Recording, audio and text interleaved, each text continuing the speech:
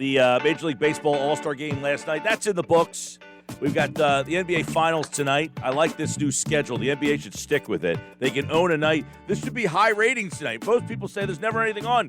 It's the only thing on tonight. It's the NBA Finals. We have it on 97.3 ESPN. Jason Fitz, Spain and Fitz, and he joins me right now. What are the chances? We were just talking about him, and he joins me here on the show. Jay Fitz, what's up, man?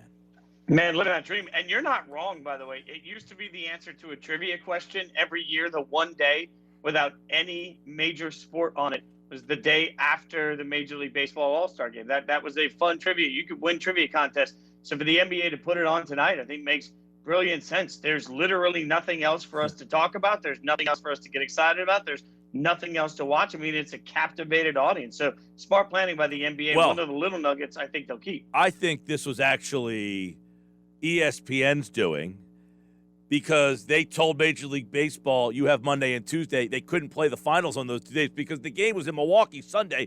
There's no travel day. They had 2 days off. So because of the All-Star game, this game's Wednesday, right? Yeah, I mean, which makes good sense. I mean, if I ran a network, I'd do the same thing. Putting a lot of cash into these things. Let's go. Absolutely. No, and it's smart now. I don't know that basketball, though, is going to change the schedule enough that the finals are going to be pushed this far back to be able to constantly land on this day. That's the problem. Well, I think my hope is that they're going to learn from all of this and realize that we're not paying a lot of attention until Christmas anyway. So the later they start the regular season, I'd rather see the playoffs and the championship go into July, frankly, and get more time with it. Like, this is the dead period in sports talk coming up after the finals anyway. So why not captivate the entire audience of sports fans by being the only thing on in that moment? It makes way more sense to me. Or, now I don't know that you asked Joey Chestnut this when you talked to him at the hot dog eating competition. How frequently could he do that? Could you do like another one of those? Like, could they do another one like in a couple of weeks? Or is that like a one-time a year capability? No, he can get back at it in a couple of weeks. So, but he needs a little time to change his food. So if it's not hot dogs, if it's beignets or something, he'll need a couple of weeks to get his body ready for beignets. That was a good new workout program. That's a Body good pull. by beignets. Yeah, that's a good pull program. As a random food. Just throw out. Like somebody would have said wings or donut. You went beignet. I like that. A real quick All-Star game. A fan of the pajama-esque uniforms or no? No, I mean, not a huge fan of them, but I'm also not sure that I was the market for it, right? Like, if you're a jersey head, I think you love the fact that you get different options. And I know a lot of people say they like looking out and seeing the different uniforms from the different representation, but it's a little like Pro Bowl. Like, I personally would never buy a Pro Bowl jersey, but there are people that do, so they make those jerseys every year. So I didn't love it, but, I don't love a lot of the counter jerseys we've seen this year in general. Like, it's funny to me that Giants fans will look at it and say, oh, the San Francisco ones are awful, but the Boston ones aren't bad. And Boston fans are like, oh, the San Francisco ones aren't bad, but ours are terrible. Like, every purist thinks that the ones they're looking at are the worst. I agree with that. Yeah, I hated them last night because you couldn't identify anybody. I don't know who any of these guys are. They're not wearing the Tigers uniform or your Pirates uniform or whatever. I thought it was a disservice to those guys who no one knew who they were anyway. All right, Jason Fitz, we got NBA Finals Game 4 tonight. Now, the Bucks have been down in every series. They have found a way to get back. They're much better at home. But now, playing at home, do we actually feel that they are ready to do what they've done? Get back, not only back in the series, but take over the series? Yeah, I don't know that they'll take it over, but here's the thing. When you're relying on the other guys in every step of the way, which is what this series really is going to come down to, your other guys are more comfortable at home. That's what we've seen. Like, I want Middleton to be consistent and just that guy that can suddenly be in our dumb Batman and Robin conversations. I want that for Drew Holiday. I want a level of consistency, but throughout the entirety of the playoffs, we haven't gotten that. They're just not as good on the road. So to me, if you're banking on the other guys to step up and be the guy, that's easier to do at home. So the Deer District, the adrenaline that comes with all of that, I think it shocked Phoenix a little bit. I don't think it'll shock them in this game. I still think Milwaukee wins this, and we head back to Phoenix with a real series. But somebody at some point is going to have to shoot well on the road to steal a game. Otherwise, we are going to go 7. All right, here locally, a lot of Ben Simmons stuff, obviously, and especially in the last 24 hours. Apparently, reports that there's at least 5 teams interested. The Sixers are asking for a big haul. The Sacramento Bee is reporting some of the names that the Sixers are asking for. De'Aaron Fox, one of them. But I would ask you this question. Is a Ben Simmons trade for the other team? The 5 teams were mentioned were Minnesota, Indiana, Cleveland, Sacramento, Toronto. They all have something in common. They can't attract a free agent, right? So is a Ben Simmons trade a basketball trade or a business trade? Oh, it's a business trade, 100%. And essentially, if they trade him to any of those places you mentioned, they're trading him basically to go somewhere where he can work on improving his skill set outside the radar. Because think about every one of those teams you're mentioning. Like, we're not paying attention to most of them throughout the course of the regular season. So he can turn around, work on getting better, and all that team is going to do is then try and flip him for future assets. He becomes like one of those house shows on HGTV, that's got good bones, but we're not really sure if we like the kitchen, and we don't want to spend too much because then we're upside down on it. Like, that's Ben Simmons at this point. I don't think, frankly, any of the teams you mentioned, I don't think their fan base is going to be excited about the acquisition of Ben Simmons. So you better make sure that if you're acquiring him, you're selling whatever your long-term plan is on how you're going to use him, how you're going to make him better, and then what you intend to do to flip him somewhere else. Because it feels to me like once he's moved once, he's going to become one of those people that in 3 years we're talking about his 4th team, and now he's trying to be a contributor on a championship team. Yeah, Jason Fitz, by the way, Good Bones is on HGTV. You're right. Flip or Flop is also a HGTV. Now, they were married. They got divorced. They put them back together, right?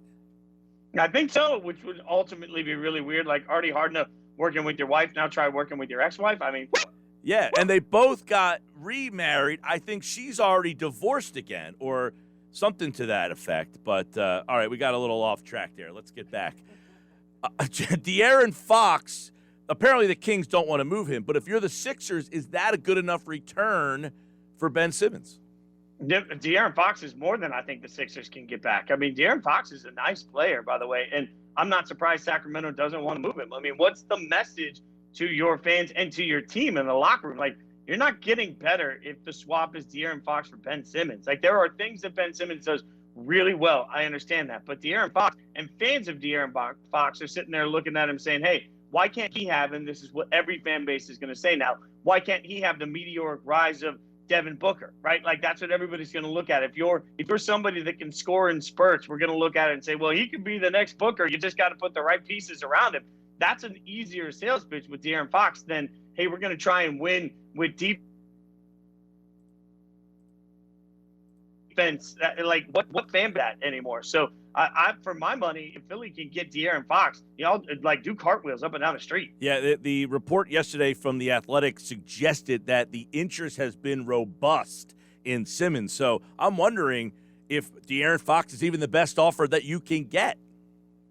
And that's going to be what's interesting to see what's really being offered. Because in my mind, the easiest thing to offer, and this is the reason I think like teams like the Lakers that are constantly in every conversation about equity, they lack draft equity. The easiest thing to give up for Ben Simmons is draft equity. But I'll ask you, if that's the sales pitch to the Sixers, can't do it. How do they take that? I mean, you can't look at Joel Embiid and say, okay, well, trust me, the next 3 or 4 drafts are really going to make this pan out. And unfortunately, like everybody says, there's a robust market for him. I'm sure there is. I just doubt that robust market involves an actual star. It feels to me more like that robust market would involve a bunch of Mike Goods and a bunch of draft pieces. And that's not good enough for Philly. Yeah, one of the offers, according to the Sacramento Bee, I love the name of that paper, is Buddy Hield, Marvin Bagley, and 3 first-round picks. It sounds great, but you can't bank on first-round picks helping you out right away. So I don't think you can take that deal.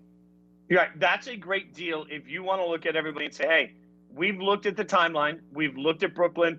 We looked at Milwaukee. We're not going to be competitive to their level in the next 3 years. So instead, we're going to take this and we're going to build towards making sure that 3 years from now, we're great. Well, that's a particularly hard sales pitch for Philly, and that's a particularly hard sales pitch for Joel Embiid. Like, if I'm Embiid, I look at that for about 2 seconds. I'm like, cool, use all the draft equity you're going to get back for me because I don't want to play here. And in today's NBA, as crazy as it is, it just takes one Embiid saying, I don't want to be here, and Philly is suddenly at complete rebuild mode. That's real. Like, they have to be sensitive to that if they move Ben Simmons. By the way, all these HGV TV shows, they are Ben Simmons realities. You got Fixer Upper, Flipper Flop, Love It or List It.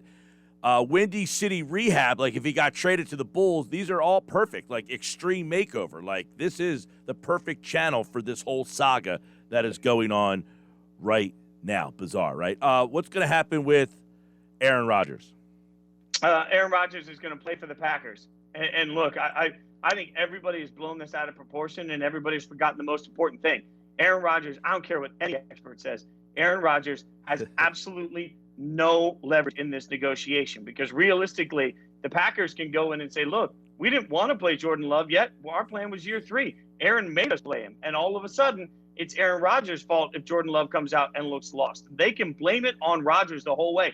His contract this isn't an NBA contract. If he doesn't want to play for the Packers, they can look at him and say, you have 2 options, play for us or retire and write us a check for $32 million.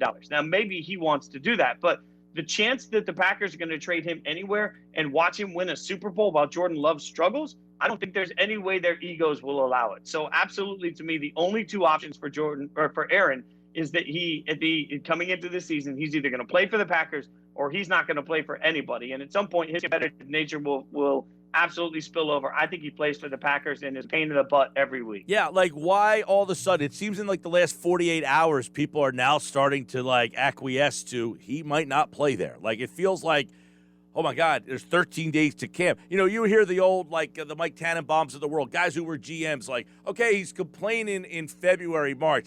Let's see if he's complaining in training. He's still complaining. Yeah, but if I'm the Packers, look, they didn't care about his feelings when they didn't draft what they wanted. They didn't care about his feelings when they didn't communicate about how they drafted. And how many times in this process over the last 3 or 4 months have they come out and said things that organizations don't say if you're trying to rebuild the bridge between you and your star quarterback, right? So, I mean, I feel like the Packers, every step of the way, basically dug their heels in and said, all right, we did what we did. We're right to do it. And if Aaron doesn't like that, that's on Aaron, not on us. Should be interesting to watch. 13 days till football. That's exciting. Now, today, I went with Providence College as my collegiate shirt. I like that. I had a bunch of Vandy stuff that felt too Homer, so I appealed to your senses with an 8-bit Star Wars shirt. So, you know, got a little bit of like old school Nintendo vibe around my Star Wars. Yes. People. So I thought, you know, it's not a school shirt, but it's one that would appeal to your sensibility. Yes, it does. I like it. You see the little friar up here? He's got a hockey stick. So I get asked a lot. I get asked a lot. Did you play hockey? And I said, what? I'm like the fat guy in the ice hockey game from Nintendo. They had like the real skinny guy, the medium guy, and that fat guy. I'm like, are you kidding me? Did I play ice hockey at Providence? No, I did not.